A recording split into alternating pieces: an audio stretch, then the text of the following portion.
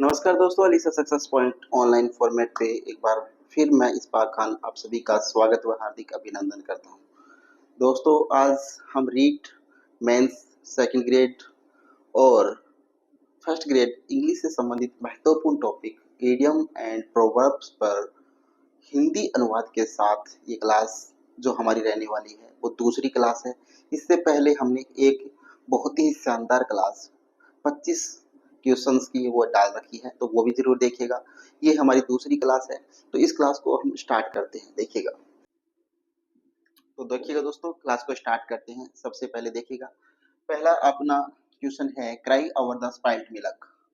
Cry over the spilled milk का है वो क्या अर्थ होता है। देखिए, रिग्रेट आवर पास्ट, अतीत पर पछतावा करना। और दूसरा अर्थ इसका क्या होता है, वेस्ट टाइम, समय बर्बाद करना। तो दोस्तों, ये दोनों ही क्वेश्चन हमने उस स्थान से उठाए हैं जहां विभिन्न परीक्षाओं के अंदर इन क्वेश्चनों को पूछा गया है।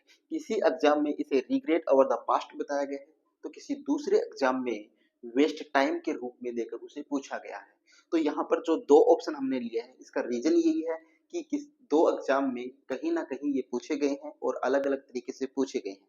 तो ये दोनों इनका क्या हो जाएगा, सही आंसर हो जाएगा। अगला क्वेश्चन देखिए, अगला क्वेश्चन है,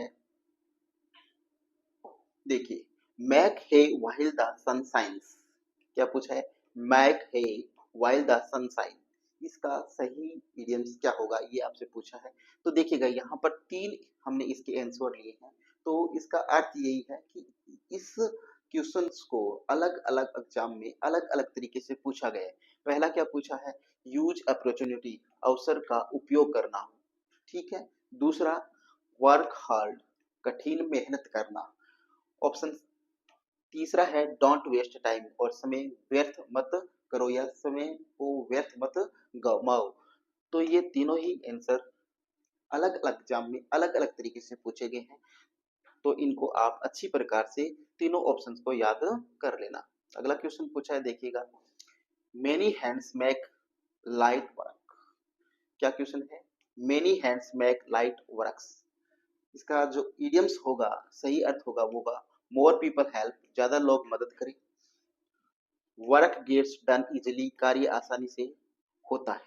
यानी बहुत से लोग, मेनी वर्ड्स मतलब बहुत से लोग, मेक लाइट वर्क यानी कार्य को क्या बना देते हैं, आसान बना देते हैं। कि बहुत से लोग होते हैं वो किसी भी कार्य को क्या बना देते हैं, आसान बना देते हैं।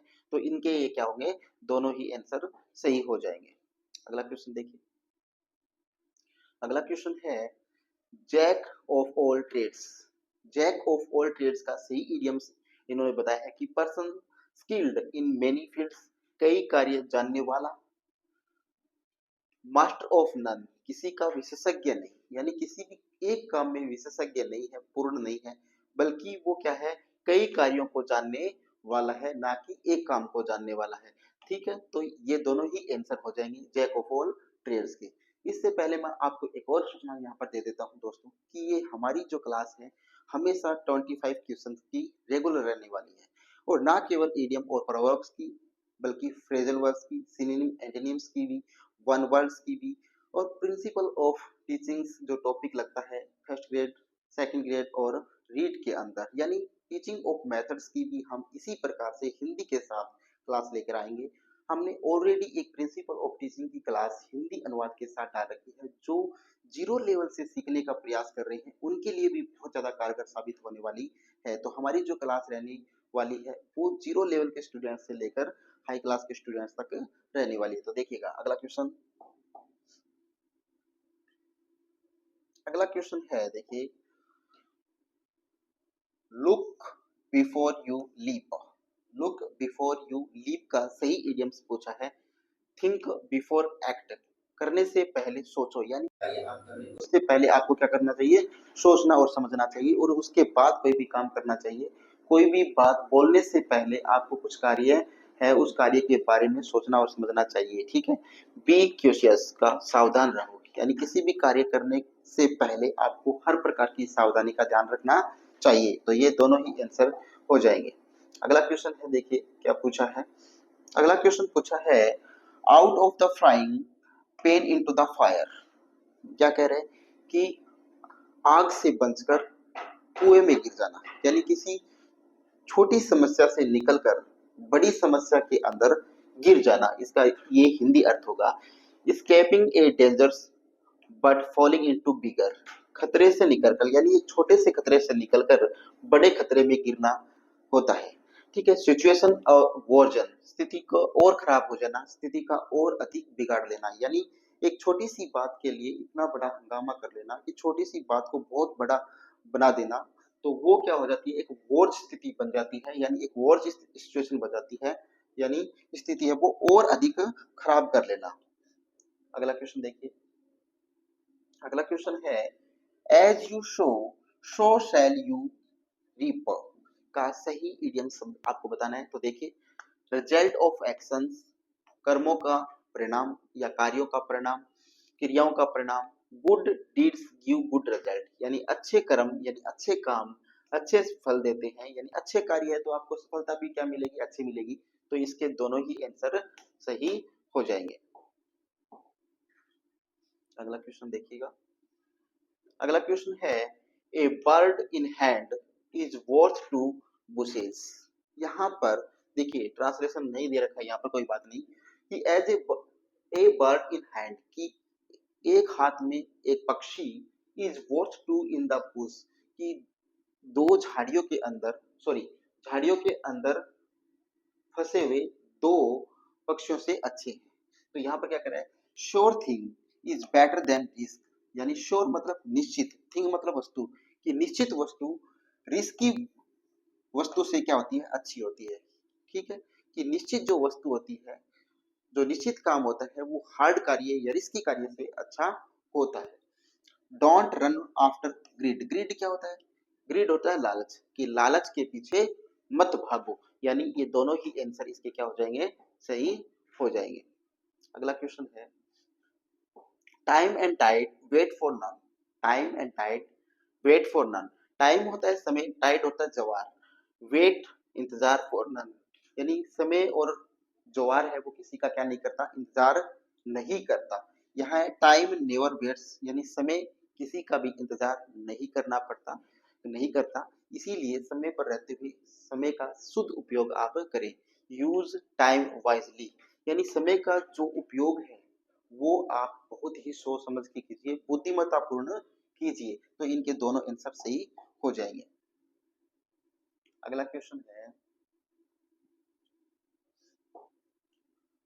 Honesty is the best policy, ईमानदारी एक अच्छी नीति है। क्या तो ऑनेस्ट, ईमानदारी, बेस्ट अच्छी, पॉलिसी होता है नीति, यानी ईमानदारी क्या है, एक अच्छी नीति है। देखिए, ऑलवेज बी ट्रूथफुल, हमेशा सच बोलिए। लाइस नेवर वर्क, यानी झूठ है वो कभी भी सफलता नहीं दिलाती है। ट्रूथ गेन्स रिस्पेक्ट, यानी सच बोलने वाला जो व्यक्ति होता है या सच बोलना है वो हमारी इज्जत को और बढ़ा देता है। गेन मतलब बढ़ा देना, ट्रूथ सच है, रिस्पेक्ट मतलब सम्मान, यहाँ में सच है वो हमारे सम्मान को और बढ़ा देता है। ठीक है, तो ये तीनों ही आंसर इसके सही हो जाएंगे। अगला क्वेश्चन क्या है देखिए,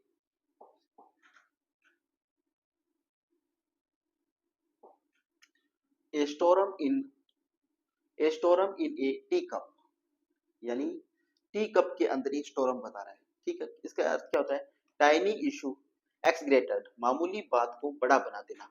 storm in a tea cup का अर्थ होता है कि छोटी सी बात को बहुत बड़ा बना देना। ठीक है, तो इसका सही आंसर हो जाएगा। अगला क्वेश्चन देखिए।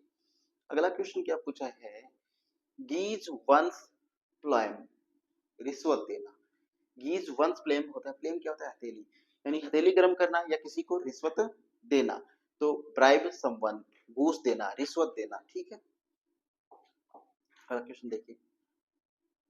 अगला क्वेश्चन पूछा है cut the Gordian not, cut the Gordian not का सही इडियम शब्द आपसे पूछा है। तो देखिए, सोल्व प्रॉब्लम बोल्डली, समस्या का साहसपूर्वक सामना करना। बोल्डली क्या होता है, साहसपूर्वक, प्रॉब्लम समस्या, सोल्व मतलब हल करना। ठीक है, तो समस्या का साहसपूर्वक हल करना क्या होगा, cut off the Gordian knot होता है। अगला क्वेश्चन देखिए, throw in the towel, throw in the towel का अर्थ होता है हार मान लेना। क्या होता है? हार माना, एक्सेप्ट डिफीट, हार मानना या हार मान लेना, इसका सही अर्थ हो जाएगा थ्रो इन द टॉवेल। अगला क्वेश्चन देखिए। अगला क्वेश्चन है face the music. Face the music का अर्थ क्या होता है? परिणाम भुगतना। फेस कॉन्सिक्वेंस, परिणाम भुगतना। अगला क्वेश्चन देखिए। To burn the midnight oil. अब ऑयल से आपको क्या ध्यान रखना है? पिछली क्लास में मैंने इसको बहुत अच्छे से एक्सप्लेन किया है, इसलिए यहाँ पर मैं इसको ज्यादा एक्सप्लेन करके आपका टाइम है वो तैयार नहीं करूंगा। तो इसका सही आंसर हो जाएगा वर्क एट नाइट, देर रात तक काम करना। ठीक है, अगला क्वेश्चन देखिए। Kick the bouquet. Kick the bouquet का जो अर्थ होता है वो होता है डाइट, मारना, किल कर देना। ठीक है, अगला क्वेश्चन देखिए। एट सिक्सेस एंड सेवनसेस, यानी बदलते रहना। क्या? इन डिसऑर्डर, अव्यवस्थित, बदलते रहना, व्यवस्थित मत रहना, व्यवस्थित रहना। अगला क्वेश्चन है, इडियम पूछा है to spill the beans. To spill the beans का अर्थ होता है टू रिवील ए सीक्रेट, कोई रहस्य खोलना, किसी का रहस्य खोल देना, क्या कहलाता है? To spill the beans. तो आप है वो अपने दोस्तों के रहस्य है वो मत खोलिएगा, अपने दोस्तों के रहस्य को उसको सीक्रेट बना के रखिएगा, स्पिल मत कीजिएगा, स्पिल द बीन्स, उनके रहस्यों को मत खोलिएगा। दोस्तों एक बात और बता देता हूँ आपको यहाँ पर मैं, कि हमारी जो ये क्लास है वो पर डे आपके लिए 25 क्वेश्चन की क्लास है रहेगी। यहाँ पर हम टोटली जो है वो इडियम्स और प्रोवर्ब पढ़ेंगे, फ्रेजल वर्ब पढ़ेंगे, वन वर्ब पढ़ेंगे, सिनोनिम एंटोनिम्स पढ़ेंगे। तो ये जो ग्रामेटिकली वोकैबुलरी से संबंधित टॉपिक है उनमें किसी ना किसी टॉपिक की हर दिन आपके लिए क्लास रहेगी। और इस जो टोटल जो पढ़ाया जा रहा है वन वन बाय वन, उसकी पीडीएफ आपको हमारे telegram channel Alisa success point पे मिलेगी। और दोस्तों अगर ये क्लास आपको अच्छी लग रही है तो इस क्लास को और भी लाइक कीजिएगा, अपने दोस्तों तक पहुंचाइएगा, और हमारा जो यूट्यूब चैनल है अलीसा सक्सेस पॉइंट उसको ज्यादा से ज्यादा सब्सक्राइब कीजिएगा। तो देखिए अगला क्वेश्चन जानते हैं। अगला क्वेश्चन पूछा है आपसे, इडियम पूछा है टू थ्रो लाइट ऑन।